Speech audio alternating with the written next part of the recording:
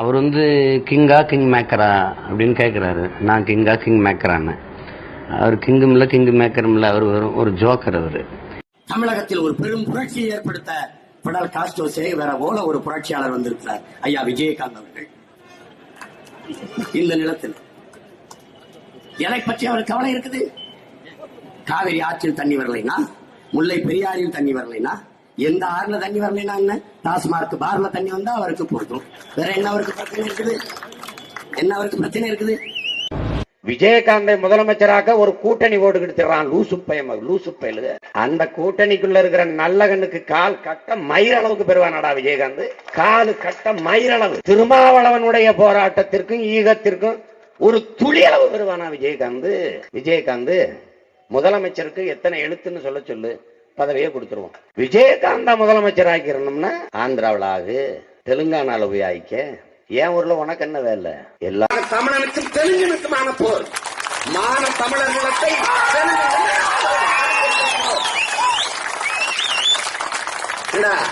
விஜயகாந்த் கிட்ட நாட்டை கொடுத்துட்டு கை நீட்டி நிக்கிறதுக்கான நாங்க இருக்கிறோம். அவ்வளவு கேடு கட்ட கேளப்பாய் மக்களாடா நாங்க. கேவலம் ஒரு கபடி டீமுக்கு கூட கேப்டனா இல்லாதவனை பிடிச்சு கேப்டன். இன்னைக்கு கேப்டன் விஜயகாந்த் அணியா மாதிரி இருக்குது. 6 படை கட்டி என் இனத்தின் விடுதலைக்கு போராடி என் தலைவன் கூட கேப்டன் போட்டுக்கல. ஒரு காகித கப்பலை கூட ஓட்டுனது இல்ல. கபடி அணிக்கு கூட கேப்டனா இருந்ததில்லை. கபடி டீமுக்கு கூட. இவர் தமிழ் இனத்திற்கும் கேப்டன் ஆயிட்டாரு. விஜயகாந்த் எல்லாம் முதலமைச்சரானா மொத்த தமிழனும் தீக்குளிச்சு சாக வேண்டியதான். பார்வையாளருக்கு வணக்கம். இன்றைய நேர்காணலில் நம்மோடு இணைந்திருப்பவர் அண்ணா திராவிட மக்கள் முன்னேற்ற கழகத்தின் பொதுச் செயலாளர் வழக்கறிஞர் பசுமன் பாண்டியன் அவர்கள். சார் வணக்கம். சார் வணக்கம் சார். தமிழ்நாடே தற்போது திரைத்துறை மட்டுமல்ல, தமிழ்நாடு மக்கள் மத்தியில் ஒரு 2 நாட்களாக தேமுதிக தலைவரும் நடிகருமான விஜயகாந்த் அவர்களுடைய அந்த இறப்பு என்பது பெருமளவில் மக்களே ஒரு அழுகக்கூடிய இந்த நிலையில் இருக்காங்க. குறிப்பாக பார்த்தோம்னா வேறு மாதிரி ஒரு நல்ல மனிதர் இல்லைன்ற மாதிரி பல்வேறு கருத்துக்கள் சமூக வலைதளங்களில் வருது. அவர் வீட்டுக்கு போனால் பசித்தவங்களுக்கு உணவு அளித்தோம், வீட்டுக்கு போனோன்னா சாப்பிட விட்டு தான் மற்ற எல்லாமே பேசுவார்ன்ற மாதிரியான கருத்துக்கள்லாம் வருது. முதல்ல அந்த விஜயகாந்த் அவர்களுடைய மறைவை எப்படி சார் பார்க்குறீங்க?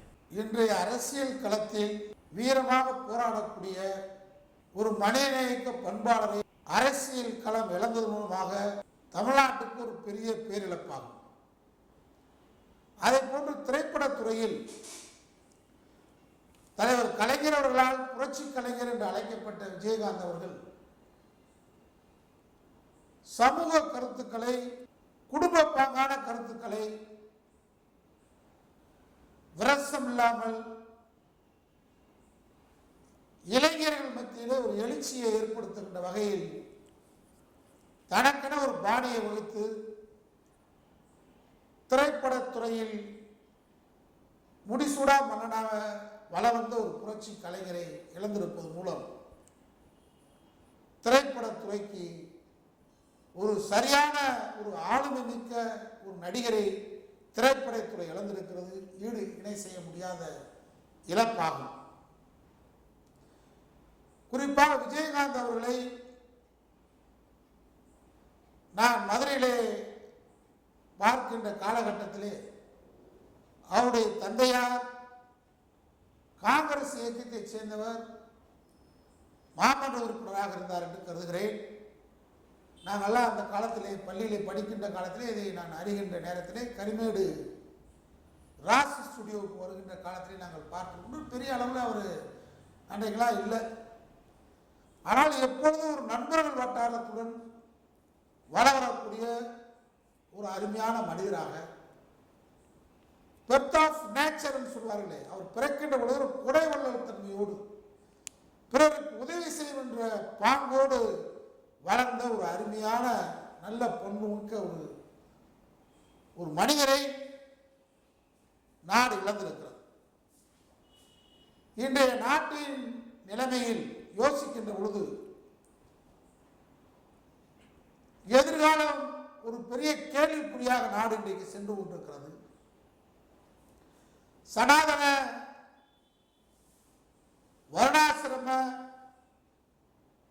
பாசிச சக்திகள் கடந்த 10 ஆண்டுகளாக நாட்டின் ஜனநாயகத்தையும் பொருளாதாரத்தையும் சூறையாடி வருகின்றது மட்டுமல்லாமல் தன்னாட்சி உரிமை பெற்ற அமைப்புகளை ஜனநாயகத்தன்மையிலே வேரோடும் மண்ணோடும் அழித்து வருகின்றது மட்டுமல்லாமல் நாடாளுமன்ற ஜனநாயகத்தை கேள்விக்குறியாக்குகின்ற இந்த காலகட்டத்தில் நல்லதற்காக குரல் கொடுக்கக்கூடிய, அதுவும் வீரமாக குரல் கொடுக்கக்கூடிய புரட்சி கலைஞர் விஜயகாந்த் போன்றவர்களை நாடு இழந்திருக்க கூடாது. அவர் உண்மையை உள்ளவாறு பேசக்கூடிய ஒரு ஆற்றலாளர். தேடி வந்த அத்தனை பேருக்கும் எப்பொழுதும் உதவிக்கரம் நீட்டுகின்ற ஒரு பண்பாளர். புரட்சி தலைவர் எம்ஜிஆர் அவர்களுக்கு பின்பாக திரைப்பட உலகில் சாதாரண சாமானியமான லைட் மேன், சாதாரண ஊழியர்கள் 100 ரூபாய் 200 ரூபாய் சம்பளத்துக்கு வாங்கின ஊழியர்கள் கூட உயர்ந்த சூப்பர் ஸ்டார் சொல்றதுக்கு என்ன சாப்பாடோ அதுதான் லைட் மேன் கொடுக்கணும்னு சொல்லி ஒரு பெரிய புரட்சி மாற்றத்தை கொண்டு வந்தவர் திரைப்படத்துறை நம்முடைய விஜயகாந்த் அவர்கள். அரசியல் கால சுழற்சியில் தலைவர் கலைஞர் மீது அன்பும் பற்றும் பாசம் நிறைந்தவர்.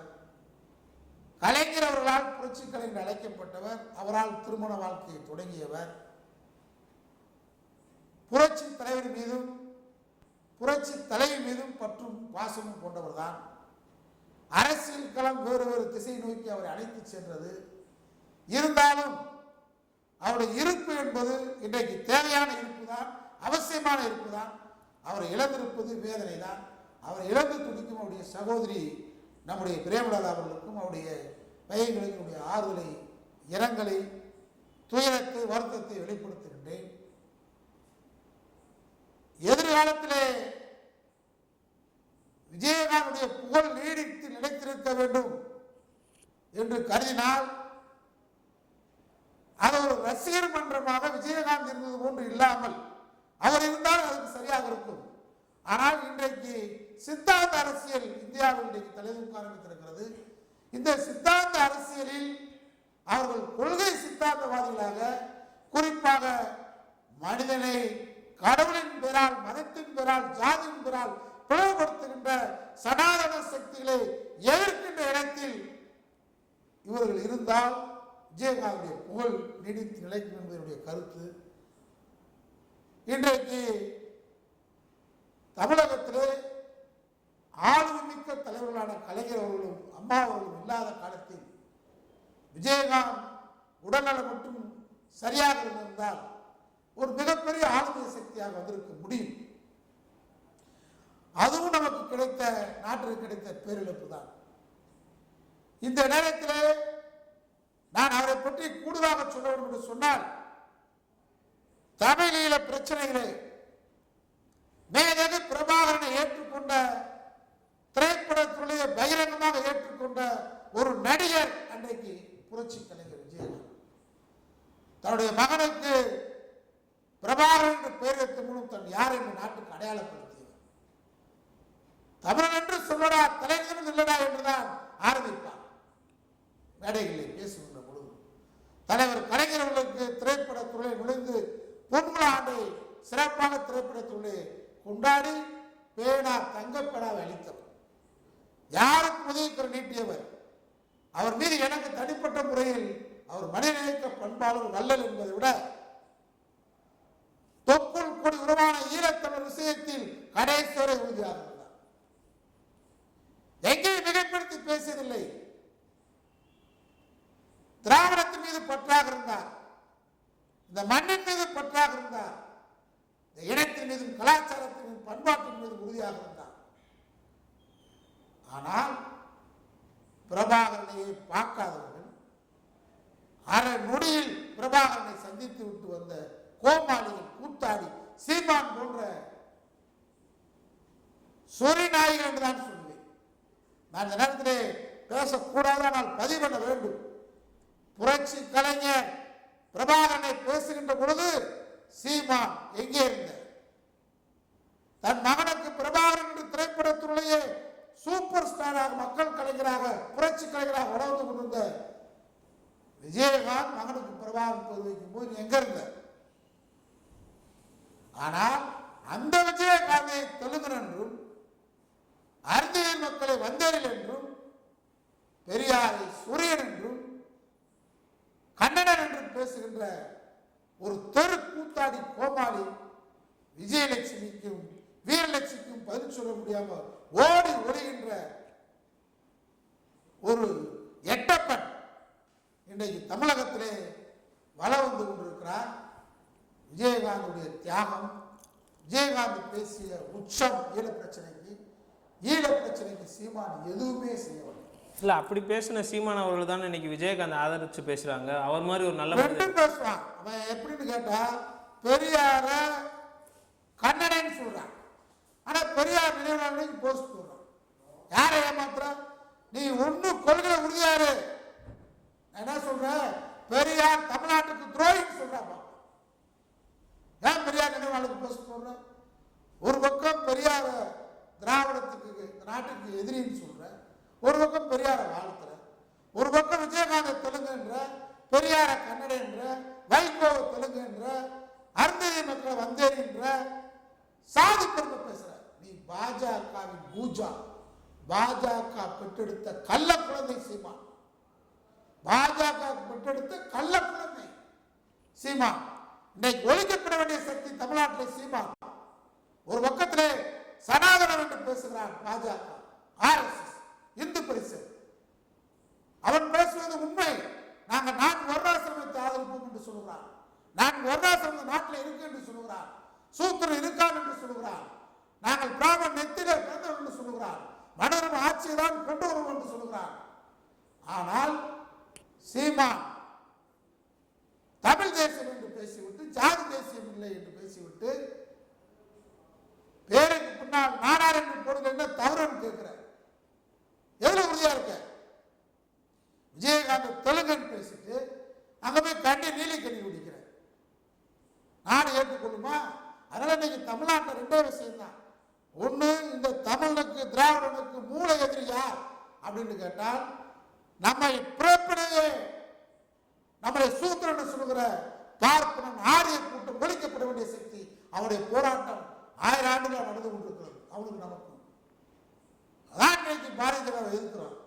ஆனா அவனுக்கு பூஜா தூக்குற சீமான் போன்றவர்கள், சுய ஒழுக்கம் கெட்டவர்கள், ஆமக்கறி சாப்பிட்டு பூனைக்கறி சாப்பிட்டு சொல்றது நடந்தது என்ன தெரியுமா? யாழ்மதின்ற பெண்ணை இலங்கையில போய் நான் இலங்கை பெண்ணை தான் திருமணம் முடிப்பேன்னு சொல்லிட்டு அந்த பெண்ணை காதலிக்க சொல்லி போன அந்த பொண்ணு ஒத்துக்கிறது. இப்போ கூட பிரான்ஸ்ல இருக்காரு. இப்போ பிரான்ஸ்ல போயிட்டு நூல் விட்டு பார்த்தா நடக்கல. இந்த செய்தி பிரபாகரன் கேள்விப்பட்டு யாரோ தமிழ்நாட்டில் ஒரு நடிகர் இந்த திரைப்படத்தில் ஒழுக்கமா இருக்க மாட்டாங்க, அவன் ஒழுங்குறையே போக சொல்லு, இல்லை அப்படின்னா கடலை தூக்கி போட்டு ஆமைக்கு அவனை கறியாக்கிறேன்னாரு. இவன் ஆமை கறி சாப்பிட்டேன். எவ்வளவு ஃப்ராடு விடாம பாருங்க. பிரபாகரன் சொன்னது இவனை தூக்கி கடலை தூக்கி போட்டு இவனை ஆமைக்கு கறியாக்கிறேன்னாரு. ஓடி போயிட்டான். ஓடி போய் ஸ்ரீலங்காவில் போய் தங்கி அங்க ஒரு சிங்கள விபச்சாரம் தொடர்பு வச்சு விபச்சார வழக்கு போயிட்டு வந்து சிங்களத்துல. நீங்க கட்சியா கட்சி நடத்துறானா? மாமாக்காரன், கூட்டு கொடுத்தவன், காட்டு கொடுத்தவன், அவன் கட்சியில் இருக்கிற போது யாருன்னு பாருங்க. இல்லைன்னு சொல்லுங்க, நான் நிரூபிக்கிறேன். இதை விட்டுட்டு முற்போக்கு சிந்தனையாளர்களை மிரட்டுறது, புரட்சி கலைஞர் விஜயகாந்த் போன்றவர்களை விமர்சனம் செய்வது, பெரியாரை விமர்சனம் செய்வது, அருந்ததியர் மக்களை விமர்சனம் செய்வது, அப்புறம் குடிப்பெருமன் பேசுறது, ஜாதி இல்லைன்றது. நீ ஒரு ஜாதி தலைவன், நீ சாதிக்க வந்த தலைவன் கிடையாது. உன்னுடைய அடையாளம் ஒரு சாதியின் அடையாளம் தான். எங்களுக்கு சாதி மதத்துக்கு அப்பாற்பட்டவர்கள் நாங்கள். பெரியார் சிந்தனையாளர்கள் தைரியமா சொல்றோம். சாதி பணத்தை போட நாங்கள் எங்கேயும் சொன்னதில்லை, போட மாட்டோம். நீ போடுன்னு சொல்ற. இந்த பக்கம் சாதி இல்லைன்ற, இந்த பக்கம் தெலுங்கு என்ற மாநிலத்துக்கு போற, பெரியார கன்னட என்ற இந்த பக்கம் போஸ்ட் போடுற. என்ன நாடகம்? இந்த மண்ணை ஏற்றுக்கலாம். உன்னை வண்டவாளம் தண்டவாளத்தில் ஏற்றப்பட வேண்டும். இன்னைக்கு தமிழுக்கு 2 எதிரி, மூல எதிரி பார்ப்பனன். முதல் எதிரி துரோகி சீமா. ஈழ பிரச்சனைக்கு ஒரு துரும்ப கூட கிள்ளிக்கூடாது. அதனால நான் விஜயகாந்துடைய மறைவு செய்தியில் நான் சொல்ல விரும்புவது, நாம் அவருக்கு செய்யக்கூடிய புகழஞ்சல் என்னவென்றால், அவருடைய மனிதத்தன்மையை பாராட்டுவோம், வல்லத்தன்மையை பாராட்டுவோம், அவர் கொள்கை உறுதியை பாராட்டுவோம். அப்பேற்பட்ட சிங்க தமிழனை போற்றுவோம். அவருடைய வாரிசுகளும் அவர்களும் எதிர்காலத்திலே சனாதனத்தை எதிர்க்கக்கூடிய சக்தியோடு, கொள்கை ரீதியாக இருக்கக்கூடிய அமைப்போடு, பெரியார் மண்ணு, சமூகம், சமூக நீதி, சமத்துவம் பெறுகின்ற மண்ணில் அவர்கள் எதிர்காலத்தில் நீடித்து நிலைக்க வேண்டும். அப்பொழுதுதான் விஜயகாந்துடைய புகழ் நீடித்து நிலைக்கும் என்று நான் கேட்டுக்கொள்கிறேன். நன்றி சார். நன்றி.